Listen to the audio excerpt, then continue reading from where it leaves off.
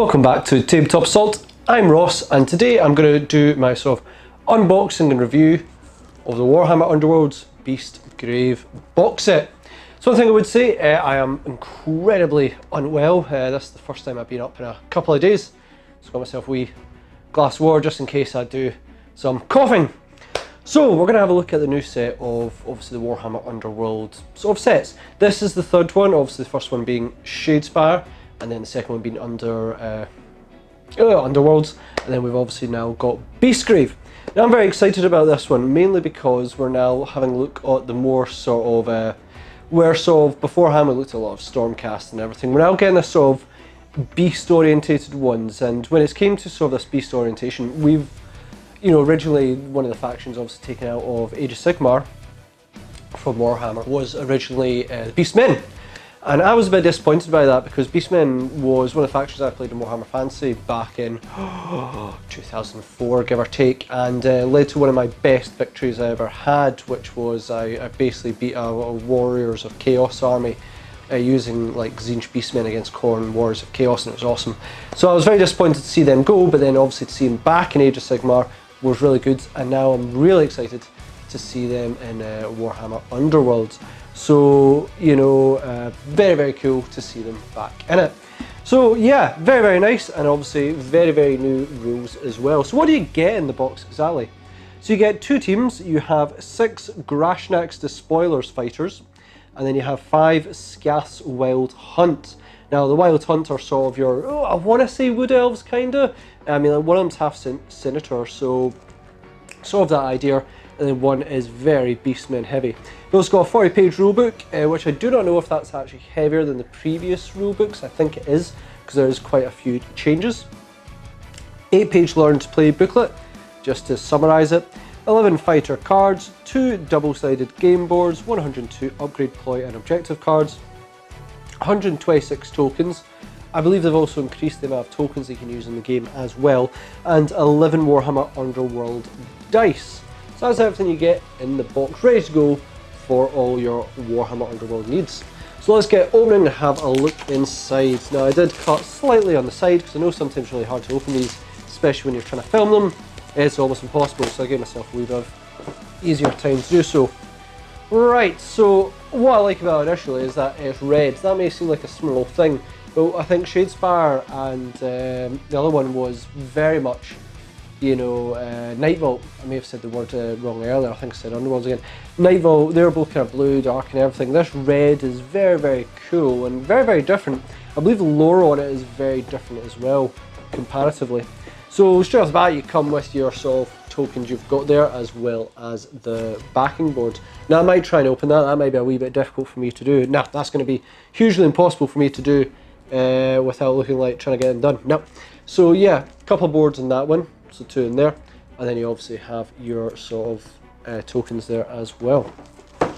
Next up you have your instruction guide. That'll be your 40 pages in there. It's also got the instructions to build them. Yep, so that gives you access in that one. And then you obviously have sort of some of the models. So there are only 2 sprues. Now I think in the other ones they're usually about 2 or 3 sprues, but 2 sprues is quite efficient. Now, just looking at them, I've built one set of the sort of Wood Elf ones before, and they were quite finicky. And these are looking about the same, but glorious models, like some of the Horn Realms, and they are just absolutely fantastic.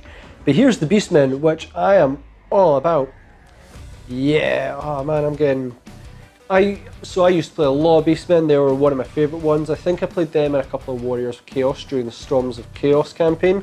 So to see Beastmen back again is absolutely fantastic. I think everyone was very, very thankful that Beasts of Chaos sort of came back into Age of Sigmar, because they were a very different army. You know, I might say this and a couple of people might disapprove, you know, where you had the Tomb Kings were just on our side of vampire counts. Now, okay, they were very, very different. They did have artillery, they had range, they also had Cetra, who was an absolute king. And I played a bit of vampire counts and a wee bit of Tomb Kings as well. But Beastmen were just such a different one, you know, such different. These huge monsters, furry creatures, they had ambush rules. And generally I'm really glad to see them just now coming in, and as well to come into the Warhammer Underworlds one. So that's really, really cool. We've then got obviously our pack here of the new cards. That'll be, obviously, I think that is Scal's Wild Hunt, so I'll give you their deck there. I think they're specific cards as well as some ones there. There's Grash Nets and Spoilers. Now, they're actually much bigger packs than I thought. I usually thought the Universe ones were smaller, but I guess the objectives are in there as well. Then you've got your new Universal extra cards as well, which is kind of really helpful. Dice, because you need them, and they've got different markings compared to other dice, so always very handy. And then you've got plenty of packs to keep all the sort of cards inside. Now, we really need to get some of these ourselves. We keep losing them on the channel, so it's good to have them organised. You also do have the Beastgrave sort of extra stuff in there as well. And that's everything in the box. So yeah, it's everything you need, what you'd expect from, you know, sort of your Warhammer Underworlds side in that one. The one thing that's kind of important, I'd say, more than anything, is the rulebook. The reason being for that, and maybe the cards as well, and I'm going to actually try and have a look at the rulebook if I can. I don't want to damage it, that's the only thing I'm a wee bit worried about whenever I try and open them without having a knife or something set. So, you know, there's a lot of rule changes. I'm going to speak about them very briefly as well. But it's mainly, you can have a look at sort of the Warhammer website, where they go into quite a bit, you know, into their community. They've got great videos that do explain some of them, but obviously going through the rulebook will explain them as well. They've listened to a lot of, I believe, the community and the people who play it to try and understand where the weaknesses of the games were. And one of them, which I found very important, was the unguard rule, where essentially, although you could benefit from shield and dodge, people just weren't using it. But now it also stops you from being pushed if you are, for instance, you're holding an objective and you do not want to move from that objective.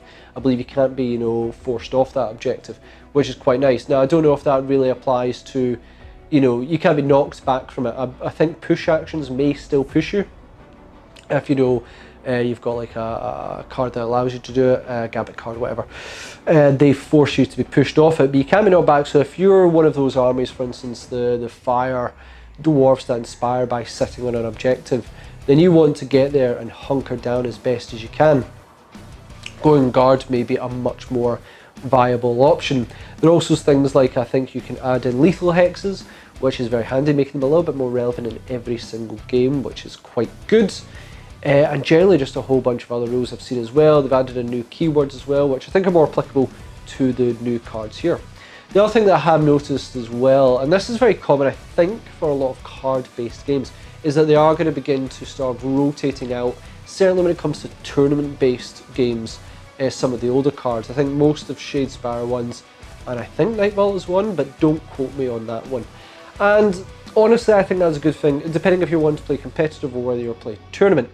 Reason being is that some people, especially with card games, you know, you get a set amount of cards and then they're a good staple, new cards get introduced and you're like, why would I use them? The old ones still work. Well, that just rotates them out and allows a lot more variety as they go forward. And it means people aren't just sticking to the same cards, same actions.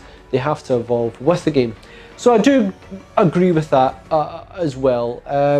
You know, they're a bit more harder. It means you have to buy more packs, more sets, etc. to get the more variety of the cards. But then again, there is, you know, trading and things you can maybe do as well to get them. But I think it will bring a lot more variety to the game. And I think this sort of, I think it's moving out of lore as well. I don't think, I've not checked the lore section, that one, but moving out of the sort of Nightvault and everything, moving into this very different one will be very interesting. And I'm hoping to see more of these sort of beast-like, sort of teams. One of the sort of the ones we've got, you know, in the production we're hoping to get painted in the future, ones I've really liked, is the troll-based one, where he's got all these, you know, sort of bats and mushrooms and everything, and he's just an absolute monster. And I'd like to see that more in this beast section, something a bit more different. You know, you've got a couple of Stormcast, you've got a couple of Undead, etc. So seeing more, you know, seeing Beastmen, seeing maybe Skaven, who knows in that one as well. Seeing these very different ones, I would really be excited for. So that's kind of it for the Warhammer Underworlds Beastgrave.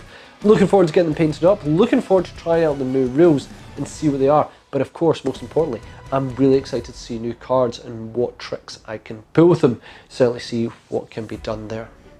So thanks again for watching. Please comment, share, like and subscribe. Check us out on social media. I am trying to paint as best I can. Obviously I've taken a week off because I have been in bed for most of it. But I am hoping to start production again and get some new photos up very shortly. Also check us out on Patreon to help support the channel, bring you more content, because we absolutely love doing so. and we'll see you again on another Tabletop Assault Battle Report.